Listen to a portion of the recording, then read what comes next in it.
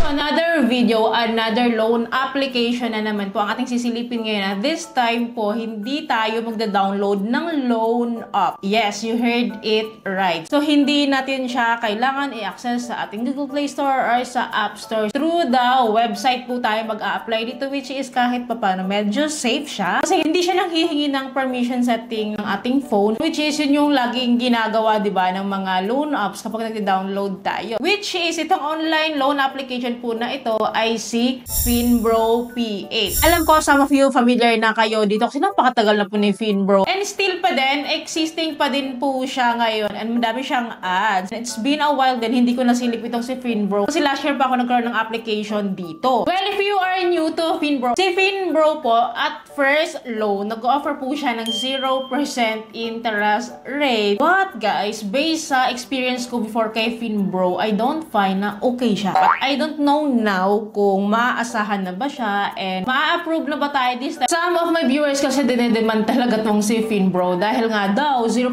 interest rate then buong matatanggap. Ang tanong dito, okay ba talaga siya utangan? So ano nga ba yung dapat i-expect natin kay Finbro? Ano ba talaga ang katotohanan kay Finbro? Well, in this video, pag-uusapan natin yan at susubukan ko po yan mismo hanggang dulo and let's see. Kaya keep watching. Legitimacy lang din po ang pag-uusapan nito. Isa legit po itong license to operate po, active list po ito sa SEC website and submitting entity din po ito sa CIC. Kaya we must be careful at pag-isipan mabuti ha. So again, sabi ko nga sa inyo kanina, no, accessible po ito si Finbro through their website. So search lang natin siya sa website. Type lang natin dyan Finbro, www.finbro.ph. Ito po yung i-click natin. Well, sabi ko nga sa inyo, kapag sa website tayo nag-access ng isang loan application, wala na siyang hinihinging mga kung ano-anong mga advertisement like mga permission settings, privacy settings na yan. Kasi kapag mga loan app, diba, ang dami nang pop-up up, allow the SMS, location, calendar, etc. So, dito agad-agad, loan application agad. So, here po, we need to input daw the personal information, including our name and our ID type. Well, very limited lang din po yung nire-require po na ID po ni Finbro. Ito lang yung mga yun, no? SSS, UMID, passport, driver's license, postal ID, and national ID. So, pipili lang po tayo ng isa dyan. Then, after po natin ma-fill upan yan, next is we need to provide our date of birth, gender, civil status, and then after that is the contact information na. Hindi po ito yung character reference ha. Ito po yung contact info po natin like our email address kung saan tayo pwedeng kontakin or mobile phone number. And then after po niya, magti-text po si Finbro sa atin regarding the verification code and then i-input po natin dito. And then here po, we need to create also our password here. So after that, we need to agree their terms and conditions and privacy policy. Then click lang natin tong continue. And then agad-agad po, loan simulation agad tayo dito. And then nakatapat na yung loan amount ko dito sa 10,000 pesos. Parang ito yung recommended nila guys to loan with. Well, nag-offer pala siya ng from 1,000 pesos to 15,000 pesos. At ang loan terms niya dito from 7 days to 30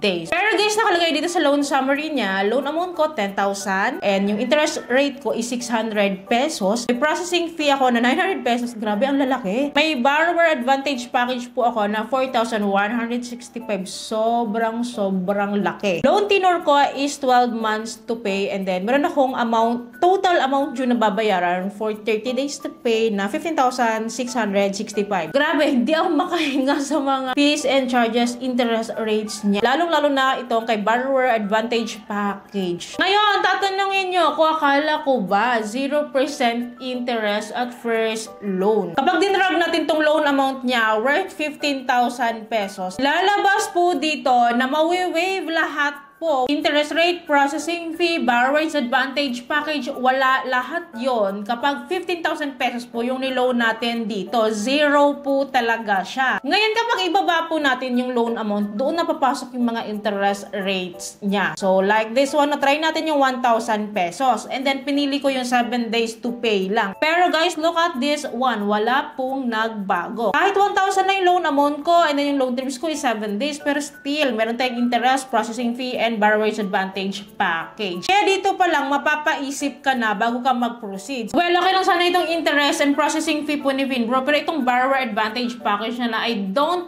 think na necessary siya guys. Kasi FYI guys, yan po yung description ni Borrower's Advantage Package. So kung may time kayo basahin yan. So to sum it up, ang nakalagay dyan guys is insurance nila sa atin na in case hindi tayo makapagbayad. Insured sila sa atin. Hindi talaga ako fan sa mga insurance ng mga loans na yan. Lalong-lalo na kapag short term lang naman. Alam ko naman, nababayaran ko rin. Pero kasi ito grabe naman, sobrang lala. Sobrang lala ng kanyang mga fees and charges talaga. Lalo na itong Borrower's Advantage Package. Ngayon, pwede naman siyang ma-waive. Pwede natin siyang tanggalin. Pero kapag ginawa natin yon, we need to upload a documents like COE. So, specifically for employed individuals ito, no? So, nagre-require sila ng ganon, i-upload daw natin, no? Para ma-waive daw natin to. And it could take up to 10 working days. So, hindi siya instant cash loan. Kung ganito, ipa-waive natin tong Borrower's Advantage Package. So, what if hindi pa tayo ma-approvean? Kasi subject for approval pa to eh. So, clearly, panggulo lang talaga to. Ang laking abala nitong Borrower's Advantage Package na to in case, diba? So, syempre, kung hindi naman tayo employed to, ang gagawin natin, kailangan natin i-include talaga itong Borrower's Advantage Package na ito sa fees, no? Para ngayon din, makakapangutang tayo, makakapag-disburse tayo. Sabi, diba, ang utak ni Finbro. But anyways, guys, ang ginawa ko, sinagad ko siya ng 15,000 pesos. Kasi kapag 15,000 pesos nga po yung i-avail ko dito sa 30 days to pay or kahit anong loan terms ko dito is mawi-waive siya. So, after choosing that, I need to provide an employment information po as well as the income information. And then after providing that po, nangangailangan sila sa atin ng relatives information. So, ito na po yung character reference or contact reference po nila. So, isa lang naman yung hinihingi nila. So, provide lang natin yan and then move on tayo. And then here po is we need to fill up our addresses naman. After this one, continue tayo. And then dito po, we need to choose a loan disbursement na bank account or e-wallet. Of course, sa e-wallet tayo. And preferably, sa GCash lang po yung pinili ko para mas mabilis ko po siyang manotice. Submit lang po natin to and then nakalagay dito na they are processing my loan application. And then after that, I need to take a photo of my ID. Front and back of my ID po, I need to take a photo and then after that, may self-verification na. And then right after po, submit natin yung application. Waiting tayo sa approval nila if ma-approve na ako dito. Then, ito na nga. Sorry, your application is not approved. So, alam nyo, for me high, yung 0%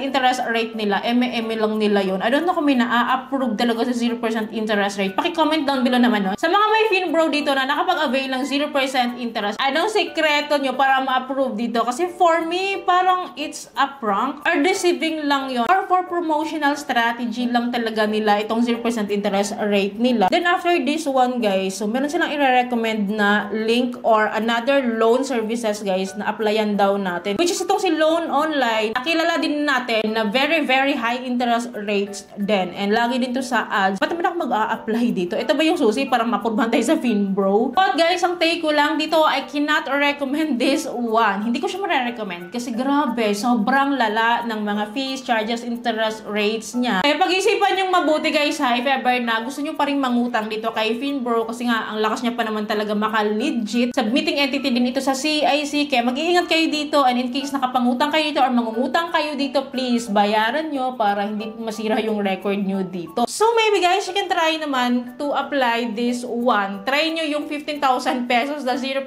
interest rate niya. Malay nyo, ma-aprubahan kayo. Malay nyo, may ma-aprubahan sa 0% interest rate. Don't worry guys, patuloy naman ako magkakaroon ng update regarding Finbro and other loan apps pa na bago ngayon ang mga existing loan application online. Kaya dapat po nakasubscribe po kayo and click yung bell button para lahat po ng videos ko is updated and notified po kayo. So yun lamang po. I hope may natutunan kayo sa video. I hope nakatulong tong video sa inyo. Kung nagustuhan yung video, please don't forget to like and share. And thank you for watching this video. Bye!